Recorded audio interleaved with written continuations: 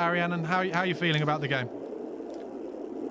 Look, man, I don't think I'm as down as everybody else is, because I see that I'm seeing the fuller picture. I'm seeing the bigger picture. You look at what we're going through as a club. First of all, I want to remind everybody, unashamedly, we are 0 wins in 5, and we are points off the Premier League title. I'm not going to say anything besides that. And I'm just saying, put it into context. Imagine at any point last season, if we were winless in 5, we would be miles away from top 4. Okay? We are 1 game within top 4 right now as it stands, with 0 wins in 5. Probably the worst injury crisis I've ever seen at Spurs, maybe besides the one right before COVID. And here we are, upset about a game that we lost, not because we got, completely destroyed like we used to. I don't think I could write 2 luckier goals for West Ham if I tried. I really don't think I could write a luckier game for West Ham if I tried. And I think that's kind of where the frustration comes from, because we absolutely deserved a result in that, just like we did, in 4 of our last 5 games. But it didn't come. And that's because of individuals, that's because of bad luck, that's because of just a lot of factors, all of which are necessarily in our hands. And I'm looking at that entire picture and I'm saying, look, if you keep working just like the way we are, over time, which there's a lot of it on our side, we're going to go to some magnificent heights. Was this game frustrating? Absolutely. But I'm really still really optimistic. I'm not going to I'm trying to see a full picture. I'm trying to see the bigger picture, and I encourage everybody else to do that, because I think if you look at the bigger picture, there's a lot of promise, because this period can also be seen as a troubleshooting period almost, because that's kind of what it is. You see, everything that can go wrong is going wrong, and that's exactly the kind of things that can hide when things are going well. When things are going well, the way they were in the first 10 games, we didn't see all the problems we have right now, and unfortunately, it doesn't matter what we see, it matters what the guys above us see, the Daniel Levy's of this world. And right now, he can't hide anywhere. And I think that is going to, this run of games is also going to be his biggest kind of reason to go into January with the mindset of buy something. It's similar to how in the season where we got top 4 with Conte, right before January, we were on a wretched run of form, and then we got in the double buy of Bentancur and Kulusevski, and it changed our season. I think we're in a similar position right now, and I think we're going to see a similar thing at the end of the season. Arian, can I say I love the positivity. Is it possible, though, that because you live in a climate where everything is blue around you and the sun is out, it's much easier for you to be positive than we currently feel in a very dark, cold, wet England? But I do love the positivity. Ash, what do you think about all of his points? He's got a point, but is there anything that you would change between now and Newcastle? Because let's face it, we were good, but it feels like, as we said before, have we been figured out slightly? I don't think you could say that. I don't think so. Look, in the first, figured out is a very strong. That first goal. If that's what figuring us out is, then I would encourage every team in the league to try to score that first goal a second time. I really would. So if that's figuring it out, I'm all for figuring us out. I don't think you can say we figured out. I don't think anything like that is figuring out. West Ham play like that against everybody. They don't know how to attack. They don't know how to do anything. They sit there with 10 men behind the ball because they have no confidence, no ability, no skill, and no tactics, really. They're playing some of the worst football I've ever seen, and sometimes it works. And we know that because we have to endure that for 4 years. So I wouldn't say we figured it out at all. That's like saying, that's ridiculous. So I don't think that whatsoever, and I don't think Newcastle are going to play the way that West Ham did. I think probably the only change I would have made for today is, I think Højbjerg is kind of the player you bring on instead of Gil. I think if Gil played with Kulusevski playing in midfield from the get-go, we would have had a lot more danger in that first 45, and then we could have brought on Højbjerg to kind of guide us through the next 45. I think that's the best Højbjerg has been when he's been brought on. I don't think he's been great starting, and I don't know why that is, but that's just been what I've been seeing.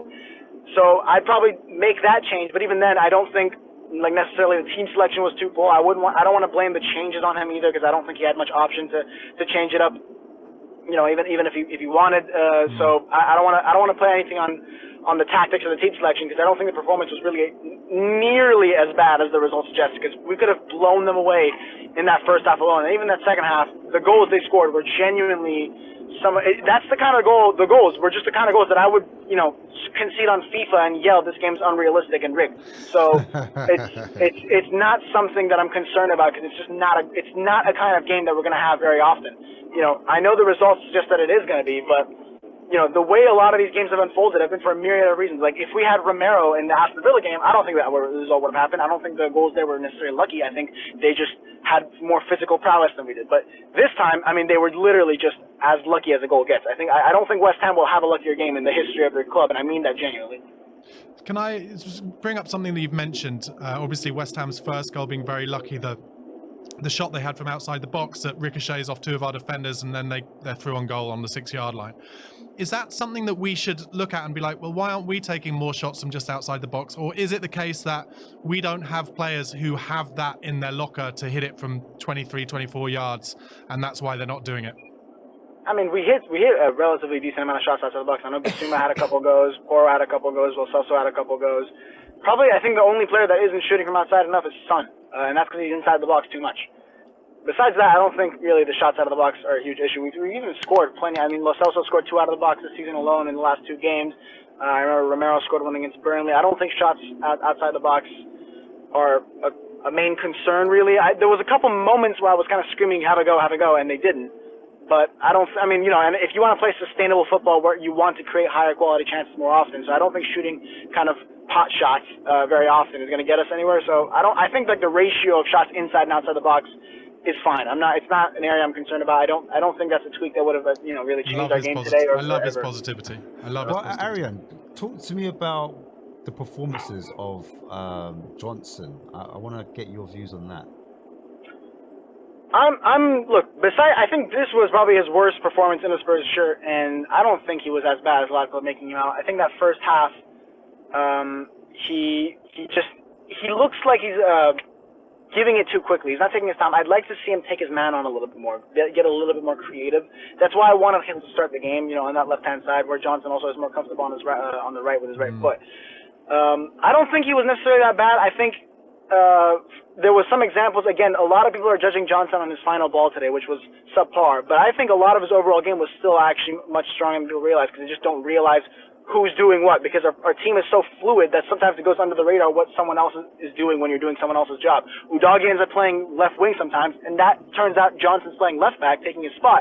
And then he makes like a great tackle, or he keeps the game going and ticking, and people don't realize that because it's not necessarily obvious for a left winger. So they're going to focus on those balls that he missed or those shots that were weak. But I don't think it's something that, I don't think his performance is worrying long term. He's a young player. He's not going to drop a 10 out of 10 every single game. That's not realistic, and that's, this is normal. And I don't think his performance was necessarily really bad. I don't think he cost us the game by any means. I think he was unlucky. There was one moment where he was in the box.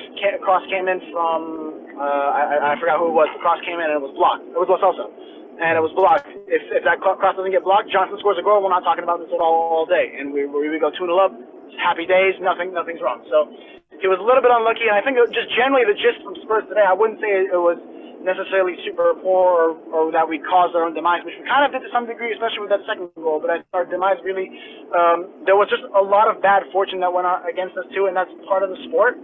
The same way that good fortune sometimes goes for us, and we scored 2 goals in 2 minutes against Sheffield United. It happens.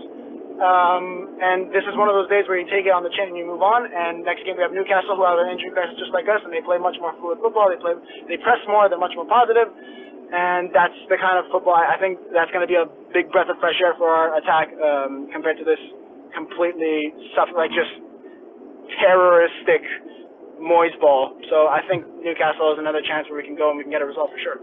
Okay, brilliant, Aaron. Thank you so much for speaking to us, mate. We've got quite a few people looking to speak tonight, so. Yeah. We'll speak to you next time, hopefully after a win against Newcastle on Sunday, mate. Thanks so much. Yep. And as always, come on, you Spurs! Damn right. I love his positivity.